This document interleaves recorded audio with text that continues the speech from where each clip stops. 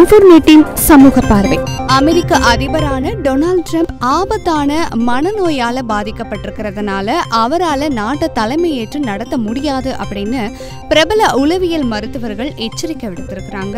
அமெரிக்காவை சேர்ந்த பிரபல உளவியல் மருத்துவர்கள் குழு நேற்று ஏல் பல்கலைக்கழகத்தில் நடைபெற்ற நிகழ்ச்சியில பங்கு பெற்றாங்க. இந்த கூட்டத்தில் பேசிய டாக்டர் ஜான் கார்னர் அப்படிங்கிற உளவியல் மருத்துவர் அதிபர் ட்ரம்ப் குறித்து அதிர்ச்சிகரமான தகவலை வெளியிட்டிருந்தாங்க. ட்ரம்ப் ஜனாதிபதியா பதவியேற்ற நாள் முதல் அவருடைய அன்றாட செயல்பாடுகள் மிகவும் அதிர்ச்சி அளிக்குது. இந்த செயல்கள் மூலமா ட்ரம்ப் ஆபத்தான மனநோயால பாதிக்கப்பட்டிருக்கிறது தெளிவாவே தெரியுது. இது மாதிரி ஒரு சூழல் அமெரிக்காவை தலைமையேற்று நடத்துறது ரொம்ப ஆபத்தான விஷயம். ட்ரம்பினுடைய ஒவ்வொரு நடவடிக்கையும் அமெரிக்காவை மட்டுமில்ல உலக நாடுகளையுமே பெருமளவுக்கு பாதிக்கும்.